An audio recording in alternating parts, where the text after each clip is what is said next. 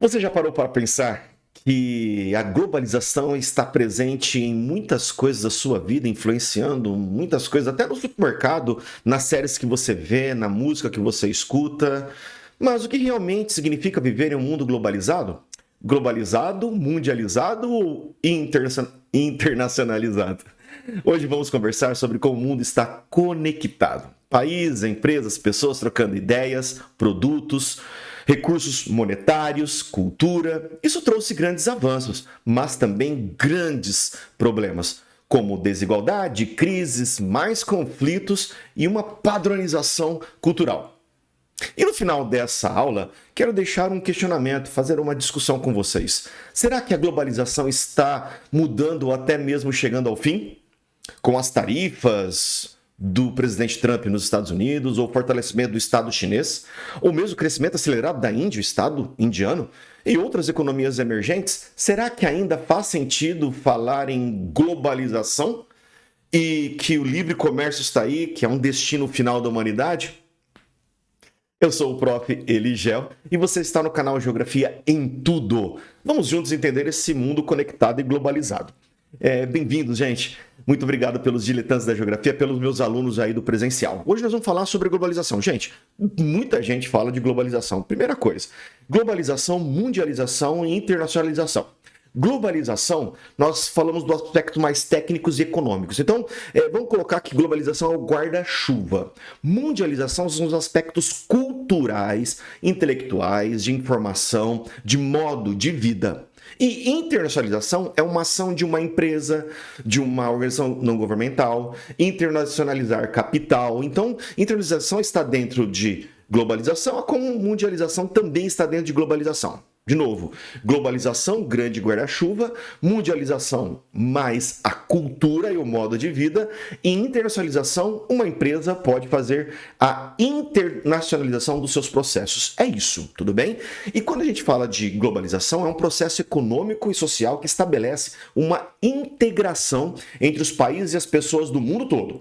Por meio deste processo, as pessoas dos governos e as empresas trocam ideias, realizam transações financeiras e comerciais, espalham aspectos culturais pelos 4 cantos do planeta, ou por todo o planeta. Tem uma característica, sempre, gente, meus alunos, meus diletantes da geografia, meus amantes da geografia, meus alunos do presencial.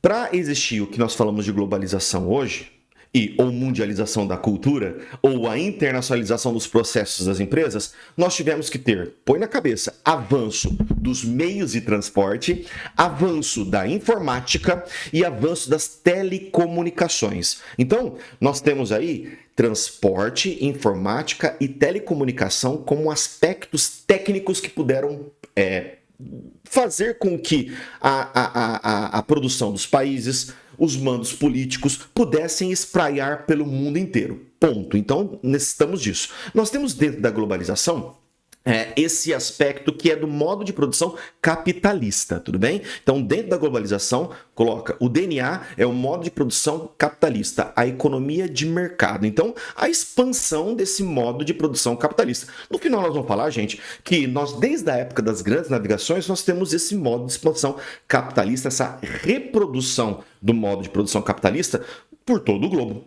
Por alguns momentos, nós vemos aí, especialmente na Guerra Fria, um antagonismo do socialismo soviético, ou hoje nós temos um antagonismo de falar o seguinte, olha, a China, ela usufrui de coisas da globalização, que nós vamos ver, mas se impôs para não ter todo o aspecto político e econômico ou absorver todas essas coisas que os países centrais, sejam eles da Europa ou especialmente os Estados Unidos, quiseram impor para o mundo. Então a China ela deu uma freada. Então a China não embarcou e ela demonstra isso na sua economia com a centralidade do Estado. Ponto. Mas atenção, gente. Quando a gente fala da globalização, ainda existe os Estados-nação, o Estado-território. Então é a última, a primeira unidade para que um grupo populacional, as empresas possam ficar de modo globalizado, aproveitar a mundialização ou fazer a internacionalização da sua cadeia produtiva,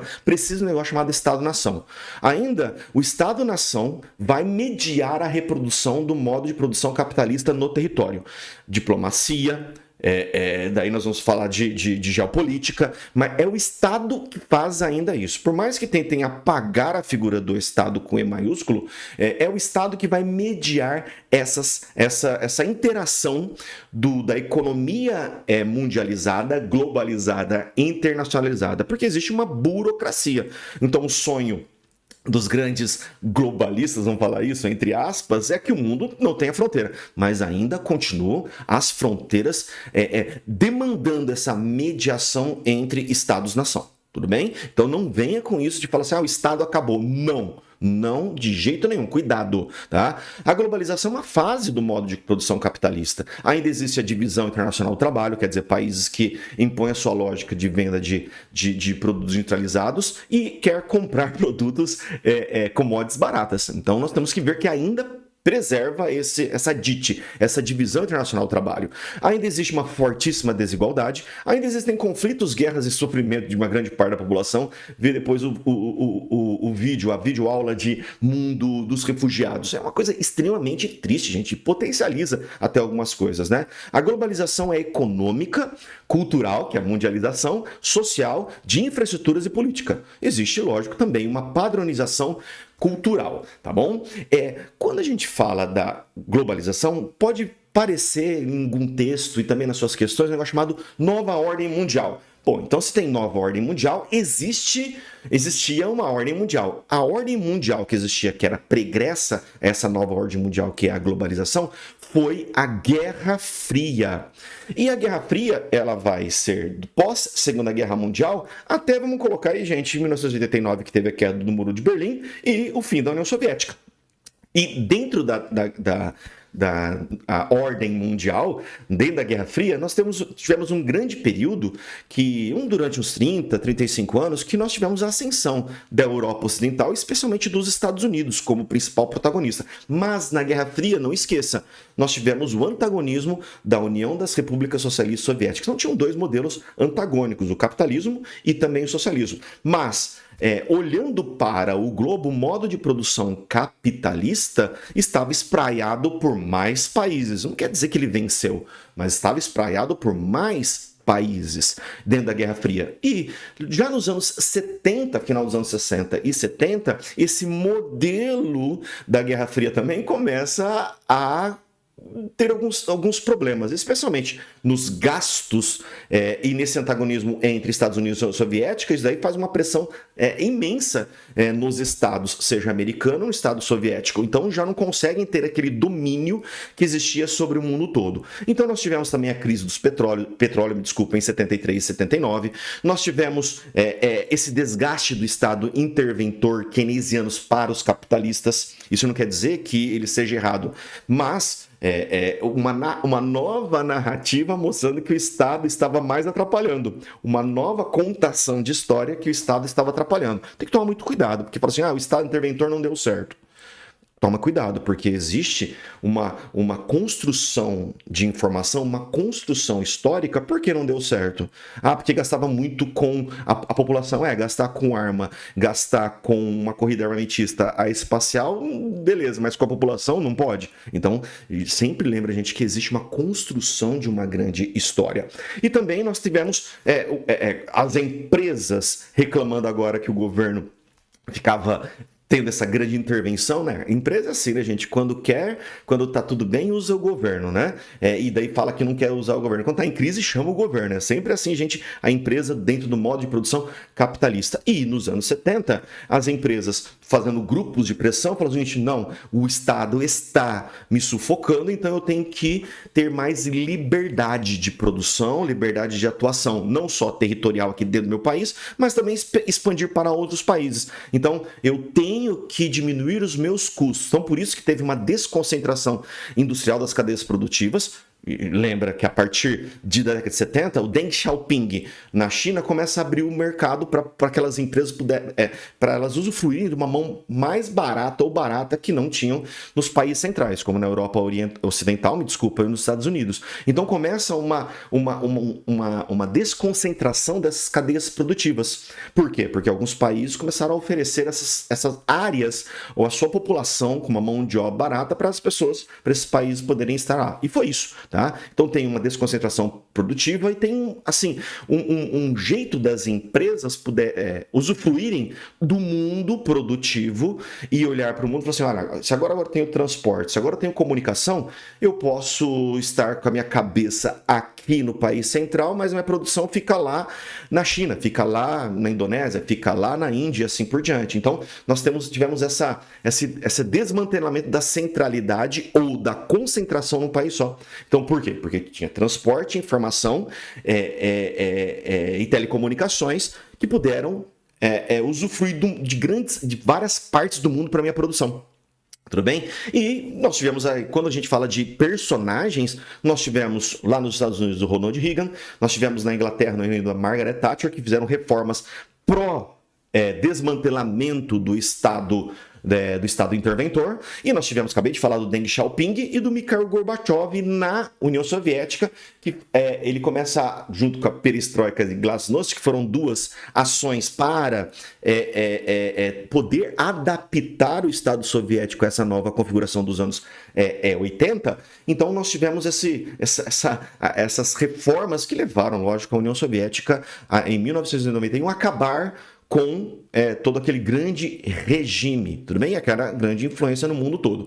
E daí vem o fim da ordem mundial e para chegar numa nova ordem mundial. Então, o que é a nova ordem mundial ou a globalização? A ascensão do pensamento do Estado mínimo, lembra da crise do Estado interventor, e que falsamente antagoniza economia e Estado, que nós chamamos de neoliberalismo. E os maiores exemplos, nós temos aí Estados Unidos e a Europa Ocidental, que fizeram várias reformas para diminuir o poder do Estado, ou diminuir, eu falo sempre, a aparência do Estado na vida das pessoas, mas sempre, gente, se o Estado está sendo diminuído, ou tem gente falando para o Estado diminuir, é porque alguém está usufruindo do Estado, nunca ele é apagado.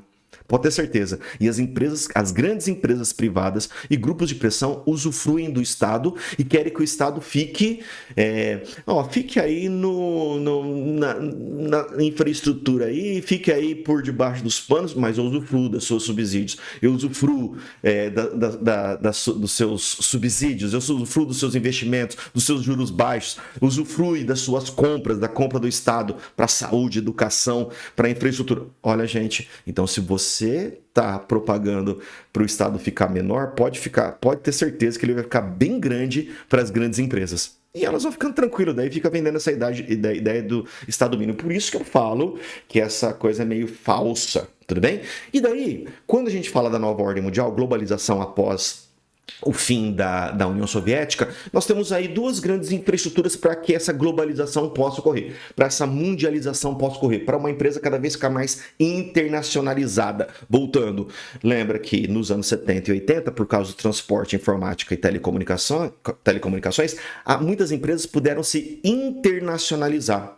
A sua cabeça ficou, a sua centralidade ficou no país de origem, mas eu pude agora usufruir da mão de obra barata do mundo por causa da informática, das telecomunicações e dos meios de transporte, tá bom? E lógico, gente, quem mais vai usufruir, gente, são as grandes empresas, chamadas transnacionais ou multinacionais, tá bom? E daí eu tenho que criar infraestruturas virtuais e também infraestruturas físicas. As infraestruturas virtuais, eu chamo assim desse jeito, são aqueles ou os acordos ou organizações ou órgãos que vão auxiliar ou algumas empresas também, né, de serviço, que vão auxiliar essa globalização, essa mundialização da cultura ou a sua internacionalização. Por exemplo, infraestrutura virtual, nós temos a ideia do neoliberalismo.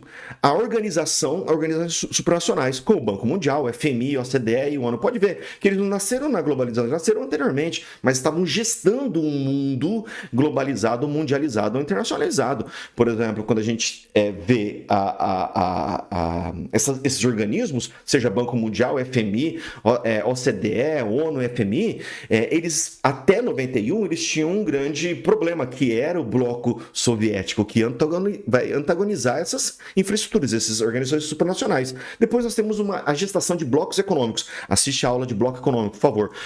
Poder crescente das multinacionais e transnacionais. E a imposição de políticas ortodoxas de abertura financeira e comercial, que nós vamos chamar que existe o consenso de Washington, tá bom? E depois nós temos as infraestruturas físicas, avanços das telecomunicações, como nós falamos, né, satélite, fibra ótica, informática, meios de transporte cada vez mais rápido, ágeis, e agora dá para fazer uma logística. A ciência do transporte é a logística. Vê depois a aula de transporte, meio de transporte, gente, no nosso Geografia e tudo, por favor. E esses recursos são incorporados aos países centrais. E quem vai usufruir no primeiro momento rapidamente disso? Os países centrais, porque eles são os líderes não só das infraestruturas virtuais, do Banco Mundial, FMI, da ONU, tem um alto poder de liderança, e como eles detêm também as infraestruturas físicas. E daí nós temos um geógrafo, um dos mais poderosos do mundo, um dos maiores nossos, que é o Milton Santos, que ele fala que existe essa nova fase, essa nova ordem mundial, é chamado meio técnico científico e informacional, tudo bem? E daí por quê? Porque nós temos aí um meio que tem a indústria, que tem a ciência e tem a informação pró-mercado. E daí as áreas que possuem as melhores condições naquele primeiro momento dos anos 90 e início dos anos 2000 são os países desenvolvidos, já os países centrais, tá? Mas a partir dos anos 2000 começa a ter a entrada de novos atores, né? Começa a existir essa entrada de novos atores. Então vamos agora discutir essa ideia da globalização. É um conceito, como nós falamos, sem muita unanimidade, tá bom? Quando começa a globalização, eu prefiro, gente, dizer dessa maneira, é um mecanismo da economia de mercado, do capitalismo, que daí a base é essa, o capitalismo. E daí, em vários momentos, quando ele começa a ter uma estrutura mais bem definida, que é a partir da formação dos estados modernos, daí nós temos aí o avanço do comércio, a tentativa do livre mercado e assim por diante. Não é uma coisa nova, mas é evidente que o mundo está mais conectado, é evidente. Para servir quem? Para servir ao modo de produção capitalista, é a reprodução do capital em vários territórios do mundo. Então, eminentemente, é uma coisa capitalista, tá bom? É uma evolução do capitalismo, está ligado ao processo de globalização, a reprodução do modo de produção capitalista. A integração do mundo depende do avanço dos recursos tecnológicos, como já falamos, transporte, telecomunicações e informática. Vantagem ou desvantagem? É um destino ou uma fatalidade? Se nós quisermos optar pelo mundo globalizado no sentido do modo de produção capitalista, aí sim. Né? Para a força, a liderança capitalista, quanto mais eu puder usufruir de mão de obra barata no mundo e vender meus produtos no mundo inteiro, pode ser um destino. Mas a gente tem problemas aí.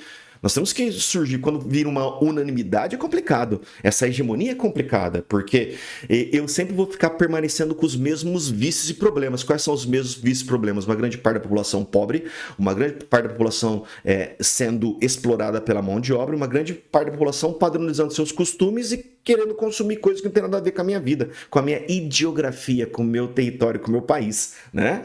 Então, quem usufrui dessa fenômeno da globalização? Especialmente, gente, no primeiro momento, as grandes empresas, que vão conseguir lugares para reduzir o seu custo produtivo e também consumir mercados consumidores para consumir os seus produtos. Aí sim, né? E tem muitas contradições. O neoliberalismo é a base da globalização. E tem um negocinho que sempre pode cair na sua prova, ou você escutar, que tem um negócio chamado Consenso de Washington. Lembra, na liderança dos Estados Unidos, eles estavam forçando, e as empresas americanas forçando, e o grupo, e especialmente os países centrais, forçando para que ocorresse esse fim das fronteiras financeiras, esse fim das fronteiras produtivas. E uma dessas bases é o Consenso de Washington. Nós temos essas regras do Consenso de Washington. Olha só, gente.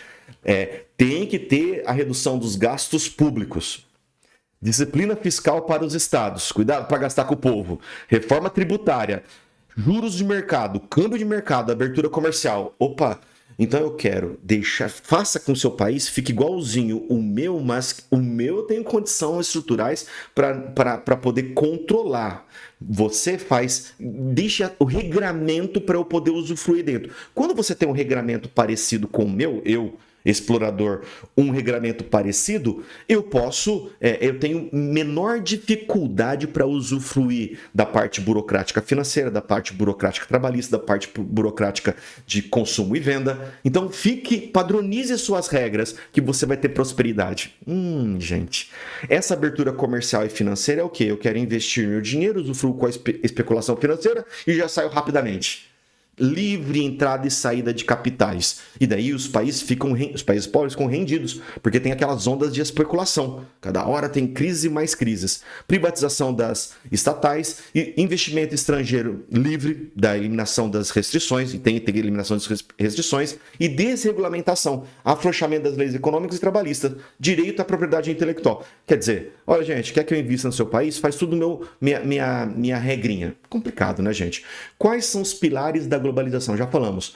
Capital e tecnologia, consumo, Estado mínimo, transnacionais e multinacionais, e também assista essa aula de blocos econômicos, um pré-vestibular ou vestibular para ter um mundo globalizado são os blocos econômicos. Muita gente fala que os blocos econômicos até é um problema para a globalização, mas vamos deixar que a ideia dos blocos econômicos surge dessa concepção que nós temos hoje, União Europeia, Mercosul, surge nos anos 90.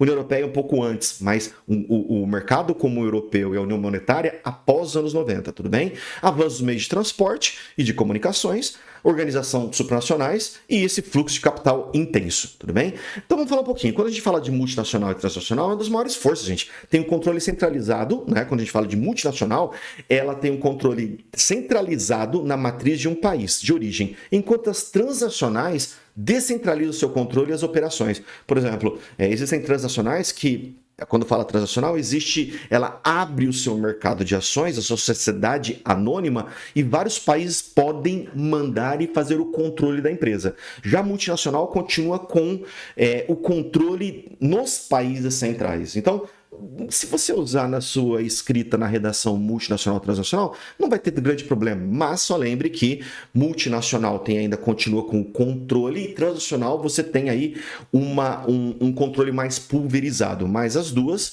pode ter certeza que tem os interesses de grupos econômicos dos países centrais, tá bom? E, queira ou não queira, são geradores de novas tecnologias e inovação.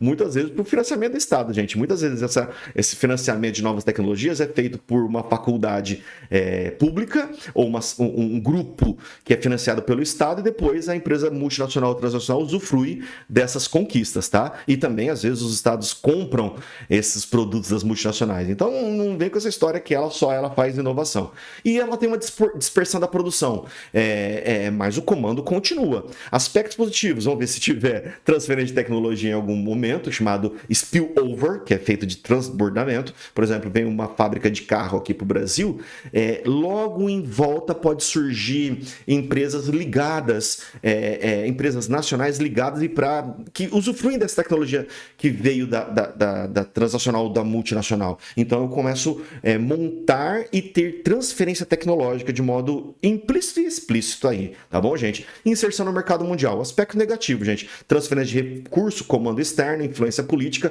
e imposição de costumes, tá bom? E o espaço-tempo, gente, será que ficaram menores? Pô, tá passando mais rápido? Não, gente. O espaço-tempo é o mesmo. Lembra que existe uma fotinha, uma imagem de um cara chamado David Harvey, que mostra assim que o mundo lá nos anos 1500 ele era grandão, depois ele foi ficando menor. É lógico que por causa da rapidez e agilidade dos aviões, dos carros, trem-bala, tudo isso daí, fica mais rápido o trajeto, mas o trajeto é o mesmo.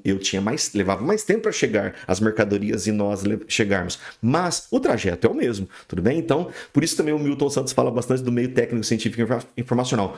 A geografia é a mesma. Agora, a rapidez que nós fazemos os processos, ou que as empresas fazem os processos, por isso que as crises ficam tão intensas, elas são mais rápidas, tá bom, gente? Mas o espaço-tempo é o mesmo. Vantagem e desvantagem da globalização. Vantagem. Vamos lá, gente. Vantagem. Lembra que globalização é um processo do modo de produção capitalista. Tudo bem, gente? Vantagem e desvantagem da globalização. Informação e comunicação difundidos. Redução dos custos de transporte. Aparecimento da diversidade cultural. Então, hoje eu posso escutar qualquer banda de qualquer país. Interessante. Aumento do conhecimento do mundo. Comércio internacional, novos produtos. O consumo diversificado. Ideias compartilhadas. A ciência ganhou muito, gente, para rapidez, né? De você, com uma rede científica internacional, começa a produzir rapidamente conhecimento. É coisa interessante, né? Na pandemia nós vimos isso, né? Assim, rápido, todo mundo junto produzindo uma coisa pró-humanidade, tá? com lucro para as empresas, mas com o Estado envolvido, com as pessoas envolvidas, com os cientistas envolvidos e conhecimento dos problemas mundiais de modo quase instantâneo. Eu conheci uma crise que acontece no Congo, eu conheci uma crise que acontece nos países, tudo bem, mas pode ocorrer também uma banalização. Aos aspectos negativos: consumo padronizado, riscos de monopólios econômicos e culturais, banalização da informação, banalização das guerras, financiarização do cotidiano, tudo vira financiarizado, e com tudo isso da banalização da informação das guerras, parece que existe uma gamificação das guerras e conflitos. Eu vejo mais o conflito e a guerra como um jogo e não me causa mais estranhamento do que fica essa banalização. Eu prefiro saber, ponto. Mas eu tinha que ter uma atuação também rapidamente para acabar com esses conflitos, né, gente? Fragmentação cultural, utilização dos avanços tecnológicos por grupos que promovem terrorismo, promovem o racismo, promovem o preconceito. Tem um ultra avanço da ultradireita aí, um avanço da ultradireita assim, tenebroso, que está envolvido com racismo, com xenofobia, então também isso é um grave problema. E crises econômicas em escala planetária muito mais rápidas, tá bom? E o trabalho também fica banalizado, tá, gente? Só quero produzir e consumir, e o trabalho que é a essência do ser humano, tá bom? E a pergunta final: será que a globalização está em xeque? Ou será que é o fim da globalização? Desde que do primeiro mandato do presidente do Trump nos Estados Unidos, o trumpismo ele já é um movimento anti-globalização. Ele é um movimento anti-globalização, anti-pautas ambientais, anti as mudanças climáticas, e então ele já promove agora no segundo mandato a mesma coisa que os tarifaços. O tarifaço, gente, nós já falamos, assista a aula de tarifaço, é um mecanismo do Estado interventor para poder proteger o nosso território, a nossa economia. Então, a tarifa por si só não é um problema. O problema é como que usa, e trazendo problema até para a população americana, tá bom?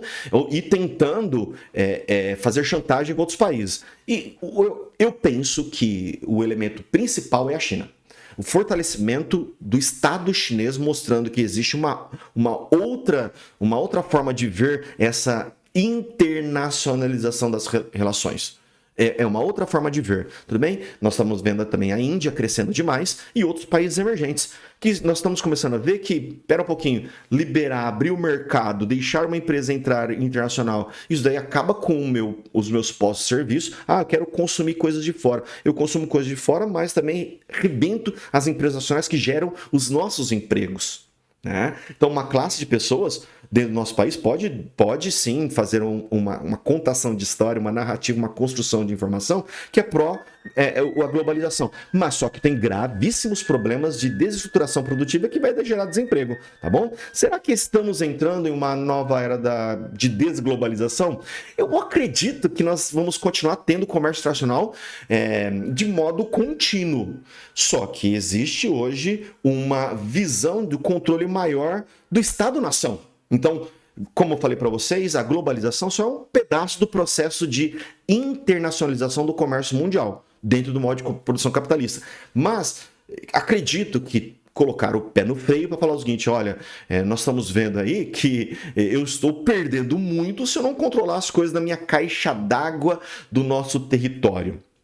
Tudo bem? E alguns acontecimentos nós estamos vendo esse problema aí, né? Por exemplo, a guerra comercial, os nacionalismos, a guerra na Ucrânia, em Gaza, a reorganização de cadeias produtivas para não ficar tão dependente como aconteceu na pandemia, ficar dependente só de um fornecedor. Isso é complicado, ficar dependendo só de um fornecedor. É muito complicado. Então, nós temos aí muitos argumentos que defendem essa continuidade, mas com o pé no freio. Com o Estado voltando, o Estado com E maiúsculo, voltando a ter protagonismo. Isso eu acho muito interessante, para produzir empregos, porque nós vivemos no local, gente, nós vivemos no regional, nós vivemos no nacional. Quero continuar com a proliferação da cultura, mas que nós também valorizemos as nossas coisas. A mundialização é interessante quando nós temos uma visão de consciência nacional. Tá bom? Talvez não seja o fim da globalização, mas o início de uma globalização multipolar, menos ocidental, mais asiática e mais estatal, né? Então é uma coisa interessante. Vamos lá fazer o nosso exercício, mas eu quero mostrar para vocês primeiro umas imagens bem interessantes. Dá uma olhada aqui, ó, quando nós falamos de comércio internacional. Olha só o comércio internacional nessa nossa aí, o olhar pela globalização. Então, aqui nós temos, gente, ó, desde os anos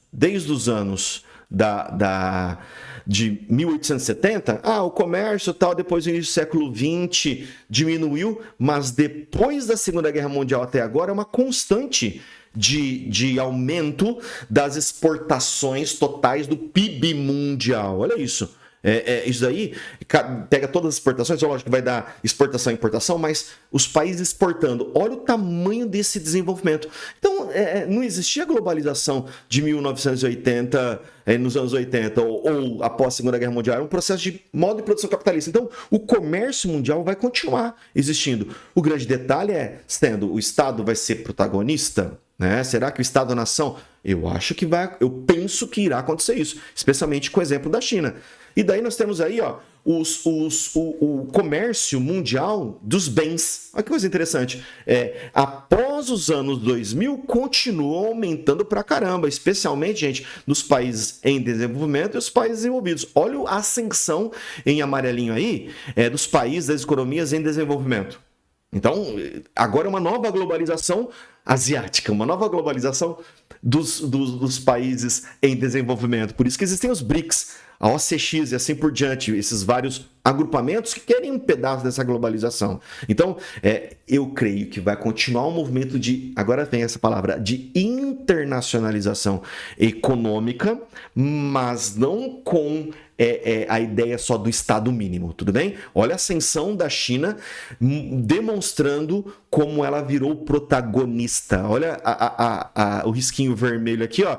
A China nos anos 80 não era nada, vamos colocar aqui. Hoje a China já tem 12% do comércio mundial, Estados Unidos 11% e a União Europeia, 11%, Estados Unidos 10%. É uma nova configuração, não sei se é globalização, mas a desglobalização eu acho muito forte, mas a internacionalização do modo de produção capitalista agora com a presença do jeito do socialismo chinês é sim uma outra perspectiva. E as eras da globalização, dá uma olhada, gente, nisso daqui, é interessante, dos anos 50, olha o tanto que cresceu, gente, até ter 1990. Então, o crescimento do comércio mundial sempre existiu, estagnou aqui, mas é um período muito curto para a gente analisar esse período aí, tá bom?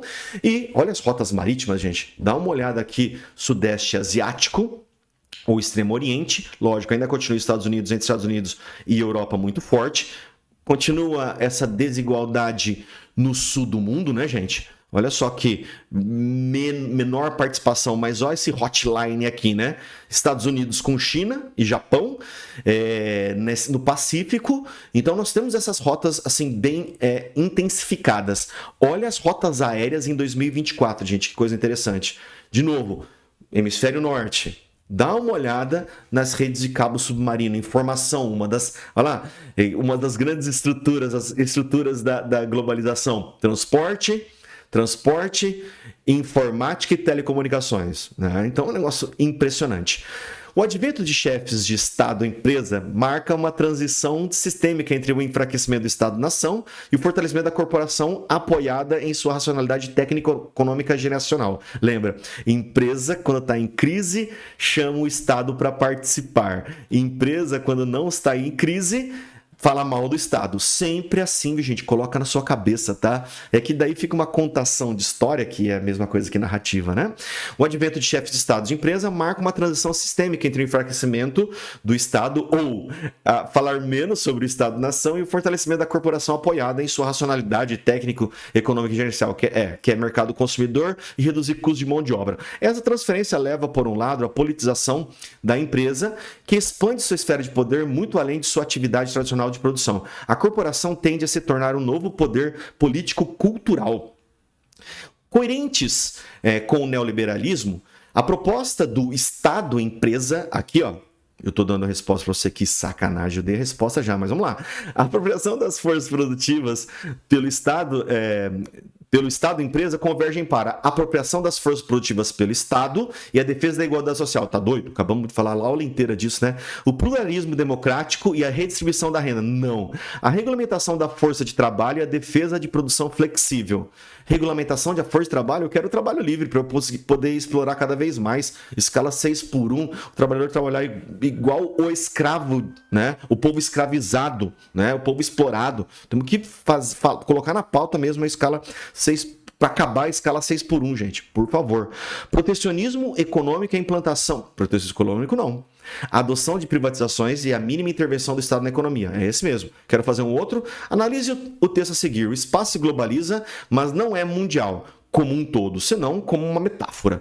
Todos os lugares são mundiais, mas não há espaço mundial. Milton Santos, 1993.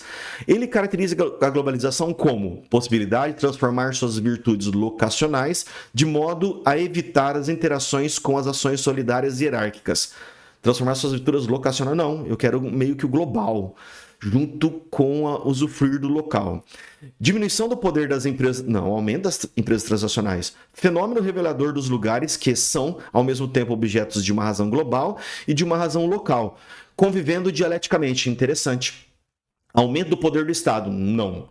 Conjunto dissociável de sistemas, dissociável, não é indissociável de objetos naturais ou fabricados e de sistemas de ações. Eu acredito que seja essa a resposta C, o fenômeno revelador de lugares que são ao mesmo tempo objetos de uma razão global e de uma razão local. Né? Então, acho mais interessante essa resposta C. Gente, tá aí a nossa aula de globalização. Não deixa, por exemplo, de assistir, fazendo o favor, gente, a aula de blocos econômicos, que é uma complementação da aula de globalização. Tem muito assunto aí, gente. Um grande beijo do Prof. Eligel. Muito obrigado aqui no canal Geografia em Tudo dessa participação. Assiste meio de transporte, assiste blocos econômicos. E o Tarifaço e os BRICS. Tem várias aulas aí para vocês assistir. Um grande beijo, gente, e até mais. Valeu!